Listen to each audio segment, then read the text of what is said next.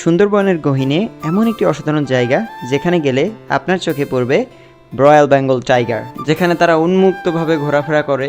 আজকে আমরা ঘুরতে এসেছি সুন্দরবনের আলীবান্ধা ট্যুরিজম, যেটা অবস্থিত শরণখোলা রেঞ্জে। আপনি যদি এখানে আসতে চান, আপনাকে বাগেরহাট থেকে সরাসরি চলে আসতে হবে রায়েন্দাতে, সেখান থেকে শরণখোলা, এবং শরণখোলাতে এসে প্রথমে আপনাকে শরণখোলা ফরেস্ট অফিস থেকে পাস নিতে হবে এবং অবশ্যই একটি নৌকা নিতে হবে। ফরেস্ট অফিস থেকে পাস পাওয়ার পরে আপনাকে 40 থেকে 50 মিনিটের একটা নৌকা ভ্রমণ করতে হবে, যেখানে আপনি অপরূপ দৃশ্য দেখতে পারবেন এবং আপনার কপাল ভালো থাকলে আপনি অনেক বন্যপ্রাণীরও দেখা পেয়ে যাবেন। আমরা যখন ওই দিকে যাচ্ছিলাম তখন দেখতেছিলাম কিছু জেলেদের নৌকাবহর, তারা সুন্দরবন থেকে মাছ ধরে ফিরতেছিলেন। অবশেষে 52 মিনিট জার্নির পরে আমরা আমাদের কাঙ্ক্ষিত গন্তব্যে পৌঁছে গেলাম। এরপর আমরা সবাই মিলে একটু বিশ্রাম নেওয়ার জন্য টাওয়ারে উঠে বসলাম এবং আশেপাশের যে সৌন্দর্যটা উপর থেকে উপভোগ করতে লাগলাম।